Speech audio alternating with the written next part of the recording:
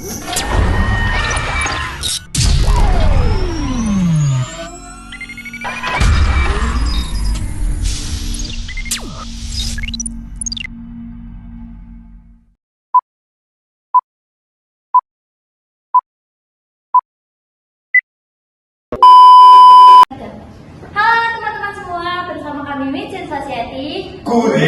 obrolan podcastnya Realita.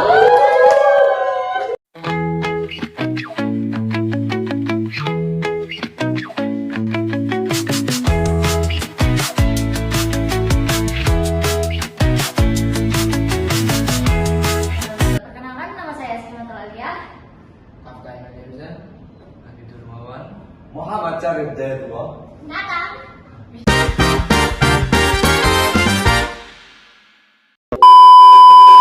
Nah, kali ini kita bakalan berdiskusi atau kita bakalan ngobrol-ngobrol bareng nih terkait kasus yang kemarin-kemarin lagi viral, yakni kasus Andi Handoyo, pemuda umur 18 tahun yang divonis 16 tahun penjara karena kasus pembunuhan di apartemen Central Park, Jakarta Barat. Nah, ada yang unik nih dari kasus ini, yakni Apa tuh? Andi Handoyo ini didiagnosa oleh dokter kalau dia itu mengidap gangguan jiwa atau skizofrenia paranoid. Nah, baiklah, mari kita mulai dari awal. Andi Handoyo ini pemuda umur 18 tahun yang seharusnya masih menikmati masa mudanya seperti kita ya kan, umur 18 tahun. Tapi pelaku ini malah terjerat dalam kasus pembunuhan yang tragis. Nah, apa sih yang membuat kasus ini unik? Ya, Andi Handoyo ini didiagnosa mengidap skizofrenia paranoid atau gejala gangguan jiwa ya, gangguan jiwa intinya. Sebuah gangguan jiwa berat yang membuat pengidapnya itu sulit membedakan mana yang nyata dan mana yang tidak. Nah, kita akan membahas kasus ini lebih lanjut terkait kronologi, motif pembunuhan tersebut dan bagaimana hukum itu memandang terkait kasus ini. Gini deh kronologi kasusnya. Itu kan si pelaku itu kan apa?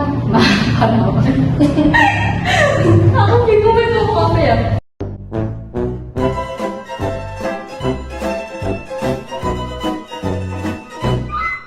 Jadi gini nih kronologi kasusnya itu kan si pelaku itu rumahnya kan di Tangerang kan.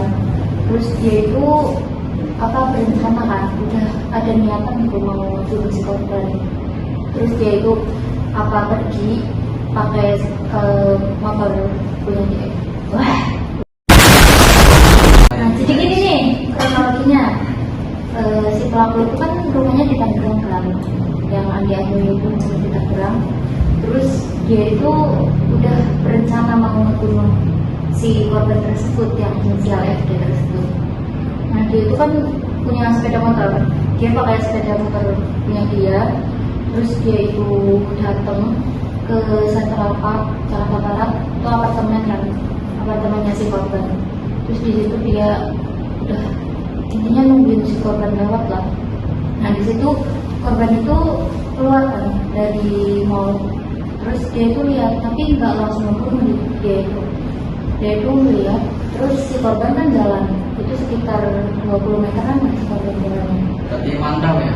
Iya, dia itu memantau dulu. Berarti dia itu nggak langsung membunuh, tapi dia itu kayak mantau dulu nih, kayak sepi atau enggak gitu. Terus sekitar si korban itu berarti jalan sekitar 20 meteran lah intinya. Nah, dia kayak merasa udah aman, udah sepi, dia itu langsung membunuh si korban. Udah ngebunuh, ditinggalin, dia tuh pergi. Tapi Satu kan gue bertanya gitu ya. tapi awal sebenarnya Parah kamu tuh dibalik kayak ngono. Sakit banget coba dia Jawa. tapi kronologi motif pembunuh si Andi itu motif membunuh si korban itu apa? Nah, dari itu berarti gini, itu kan dia berarti membunuh, udah ada rencana membunuh kan dia itu. Tapi awalnya tuh gini, dia itu kayak kenalan dari sosmed, terus dia udah intinya udah selalu apa namanya, dia itu ngechat ke si korban itu, kayak si pelaku itu tahu kalau si korban itu inisialnya Indigo atau gimana sih, nggak tahu, intinya orang pintar. Oh my god! Wow! Korbannya itu orang pintar. Dia itu korbannya itu orang pintar. Jadi dia tuh kayak mau minta tolong gitu kan, mau minta tolong ke si korban tersebut. Karena dia itu sebelumnya tuh merasa kayak dia itu kayak lagi diguna-guna. Dia itu kayak penglihatannya itu suka kayak ada apa sih, pasir ya, pada pasir itu masuk ke mata dia gitu. Jadi Belum pasir ya. Ya masih gawe-gawe aja. Soal sih kan. dari pengakuan si apa pelaku itu ngomongnya gitu kan, pas di depan pengadilan kan, dia ngomongnya gitu kayak ada butiran-butiran pasir lah yang masuk kan. Ya mungkin Tapi kan dia kan ya intinya gitu lah, dia itu ngakunya gitu pas di pengadilan. Terus dia kayak ngomong ke si korban kalau dia itu diguna-guna sama orang, terus dia itu mau minta tolong ke si korban. Nah, karena si korban itu ngerasa dia nggak kenal kan sama si pelaku tersebut, jadi dia kayak istilahnya menghiraukan ya, dia itu kayak menghiraukan, ya udahlah maksudnya bodo amat gitu kan, orang nggak kenal juga kan. Terus dia tuh kayak ngerasa dia itu udah ngajak ketemuan itu berkali-kali. Terus si korban ini gak mau, kayak ya gak mau lah intinya, orang gak kenal gitu kan, nolak gitu. Terus habis itu si pelaku itu merasa kayak sakit hati nih, gue sakit hati nih.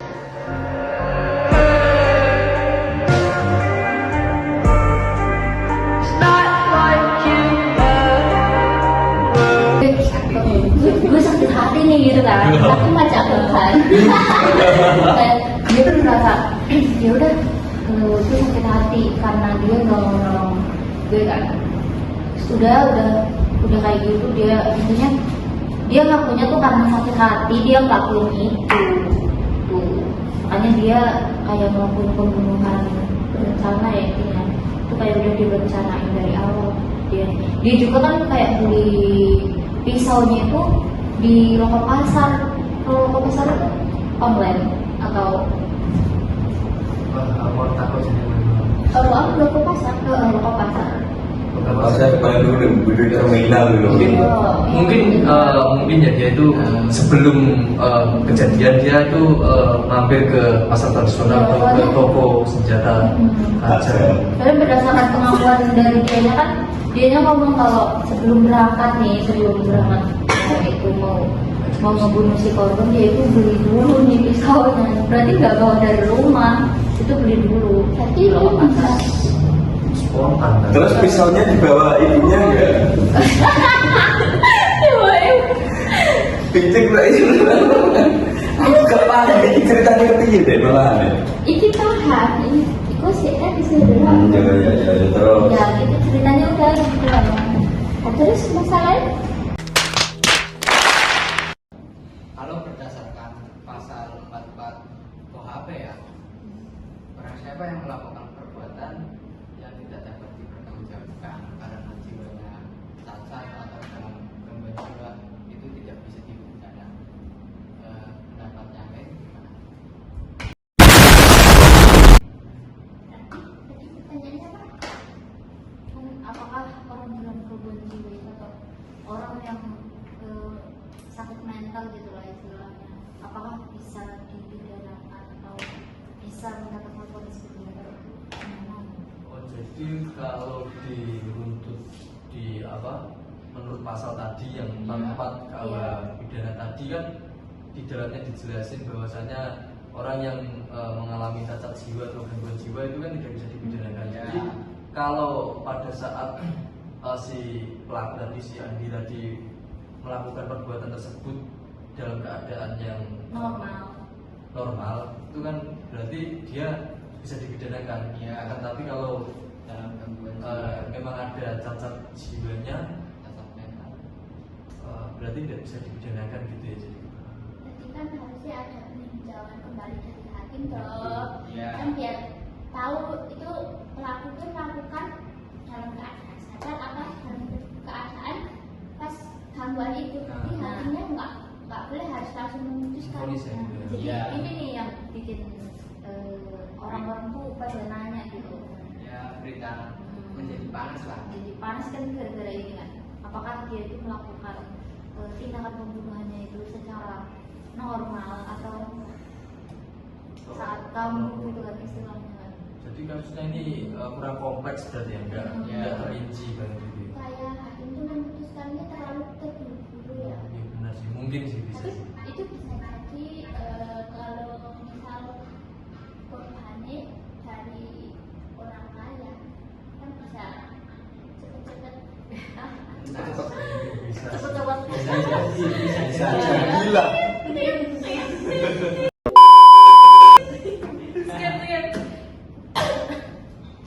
Lama gak sih?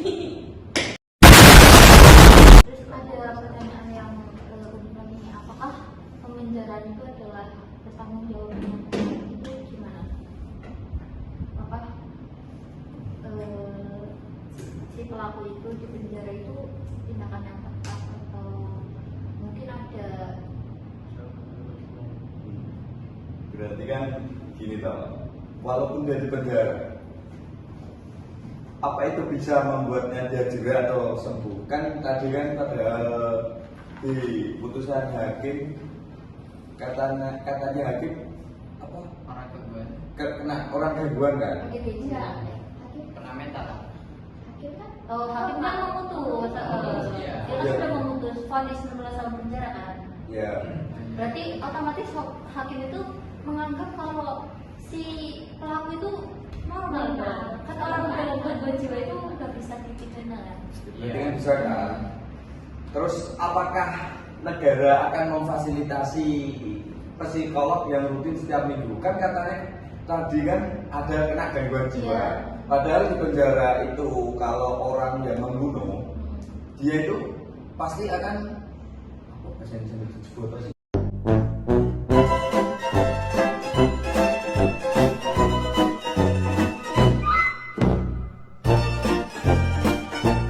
Istilahnya karma lah. Ya paling kalau orang yang apa namanya A few moments later. berzina terus Kayak pemerkosaan. lah kayak pemerkosaan, maling, Kan bisa terus kan pembunuhan kan di- bisa. Nah, dipukulin juga kan di sana ya. Dengar-dengar sih gitu kan, ya, kebanyakan kan. ya pasti ada lah. Berarti kalau ada vonis berarti juga ada fasilitas buat nyembuhin penyakit dia. Ya harus ada kan, dia harus mendapat ruangan terpisah, harus apa namanya dapat apa ini fasilitas psikolog tiap minggu biar dia tidak stres kayak menurut lah apa kan. Terus ada Yo yo. Betul baik. Oh lah. Watak ya.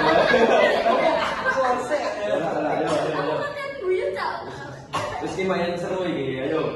A few moments later. Oke, menarik ya dari pembahasan tadi. Jadi